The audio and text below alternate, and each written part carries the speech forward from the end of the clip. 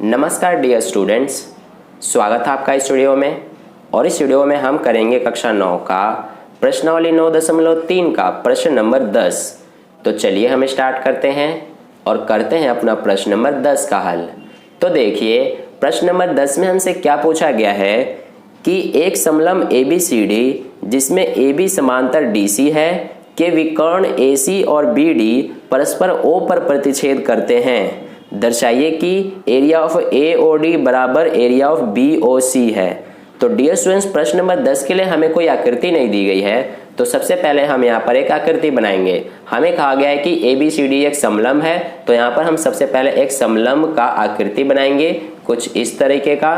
तो dear students, हमारा जो समलंब होता है, समलंब की क्या विशेषता होती है कि उसकी दो भुजाएं समांतर होती है। यहाँ पर हमारा इसका नाम देते हैं ABCD। अब इसमें जो दो भुजाएं समांतर हमें दी गई है वो कौन कौन सी हैं? AB और DC। ठीक है, तो इस तरह से AB और DC समांतर है। अब आगे हमें इसमें कहा गया है कि इसमें AC और BD जो ये विकर्ण है इस चतुर्भुज के, ये O पर प्रतिच्छेद करते हैं। तो यहाँ पर हमारा एक हो जाएगा ये AC और दूसरा हमारा हो जाएगा ये BD। ठीक है, ये क्या कर रहे हैं कि परस्पर O बिंदु यानी यहाँ पर प्रतिच्छेद करते हैं। यहाँ पर इसका नाम देते हैं हम O बिंदु। ठीक है, तो इस तरह से अब हमें इसमें क्या सिद्ध करना है कि एरिया ऑफ AOD यानी कि ये वाला जो त्रिभुज का क्षेत्रफल है वो बराबर है किसके? एरिया ऑफ BOC के, यानी कि इस वाले त्रिभुज के क्षेत्रफल के। ठीक है, तो चलिए अब हम इसको हल करते हैं। ये बहुत ही आसान प्रश्न है। देखिए हम क्या करेंगे, सबसे पहले कि इसमें दो त्रिभुजों को लेंगे। एक तो त्रिभुज लेंगे हम इसमें ABD ये वाला त्रिभुज और दूसरा ABC ये वाला त्रिभुज। इन दोनों त्रिभुजों में आप देखेंगे कि ये दोनों त्रिभुज क्या है कि इस AB यानी कि दोनों का आधार सेम है, यानी कि एक ही आधार पर स्थित है और एक ही समांतर रेखाओं के बीच स्थित है। कौन कौन से समांतर रेखाएं हो जाएंगी?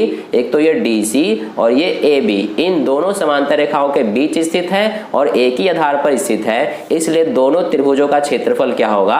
बराबर हो जाएगा। और फिर हम दोनों त्रिभुजों में से ये जो हमारा है OAB यानी कि ये वाला जो पार्ट है इसको घटा देंगे। ठीक है, तो चलिए अब हम यहाँ पर करते हैं। सबसे पहले हम यहाँ पर हल में क्या लिखेंगे कि जो हमें प्रश्न में दिया गया है। तो हमें प्रश्न में क्या दिया गया है कि इसमें जो हमारा ABCD है ये क्या है? एक समलंब है।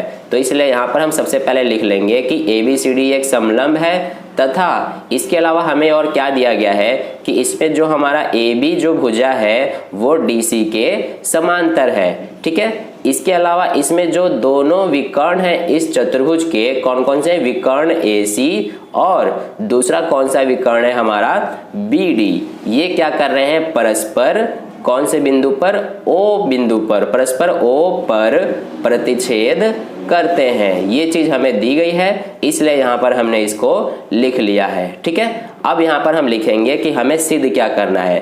तो देखिए इसमें हमें सिद्ध करना है, जैसा कि आप प्रश्न में भी देख सकते हैं कि इसमें जो हमारा एरिया है किसका? AOD का, वो किसके बराबर है? एरिया ऑफ BOC के।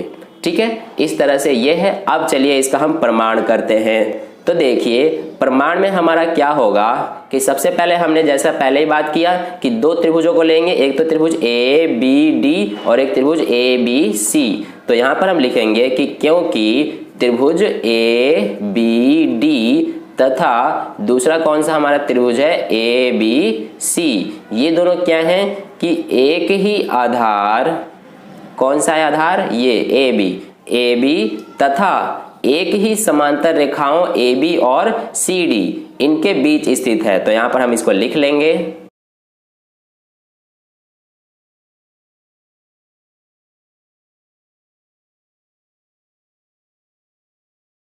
ठीक है, तो इस तरह से हमने ये लिखा कि क्योंकि त्रिभुज ABD और त्रिभुज ABC एक ही आधार AB तथा एक ही समांतर रेखाओं AB और DC के बीच स्थित है, इसलिए इसमें हमारा क्या होगा कि जो एरिया ऑफ ABD यानी कि इस पूरे त्रिभुज का जो क्षेत्रफल होगा वो हमारा किसके बराबर होगा, एरिया ऑफ ABC यानी कि इस पूरे त्रिभुज के क्षेत्रफल के। तो यहाँ पर हम लिख लेंगे एरिया ऑफ ABC।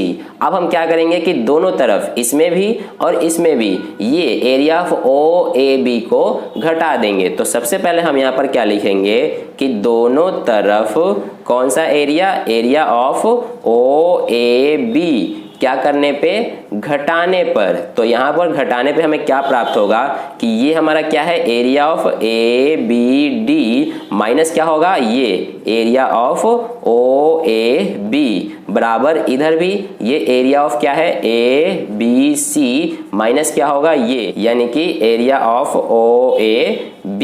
तो इस तरह से हमारे पास क्या प्राप्त होगा कि अगर ABD में से OAB घटाएंगे यानी कि इस पूरे त्रिभुज के क्षेत्रफल में से ये इतना हम घटा देंगे तो हमारे पास यही बचेगा यानी कि AOD यानी ये वाला हमारे पास बचेगा। तो इसलिए यहाँ पर हम लिख लेंगे कि एरिया ऑफ AOD बराबर, अब इधर ABC में से OAB घटाएंगे यानी कि इस पूरे त्रिभुज में से हम इतना घटा देंगे तो हमारे पास यही बचेगा यानी कि एरिया ऑफ BOC।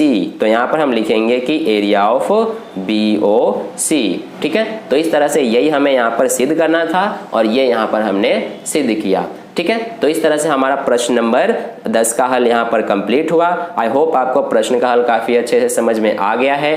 अगर समझ में आया है तो इस वीडियो को लाइक कर दें और पहली बार वीडियो को देख रहे हैं तो चैनल को सब्सक्राइब कर लीजिए ताकि अगली वीडियो जैसे ही अपलोड की जाए नए प्रश्न का, उसका नोटिफिकेशन सबसे पहले आपको मिल जाए। और अपने दोस्तों के साथ भी इस वीडियो को शेयर करना ना भूलें ताकि उन्हें भी इससे हेल्प मिल जाए। और कहीं पर भी कोई डाउट है इस प्रश्न में तो आप नीचे कमेंट करके मुझसे पूछ सकते हैं, मैं आपको समझाने की पूरी कोशिश करूंगा। तो फिर मिलते हैं अगले वीडियो में नए प्रश्नों के साथ, तब तक के लिए अपना ध्यान रखिए। धन्यवाद।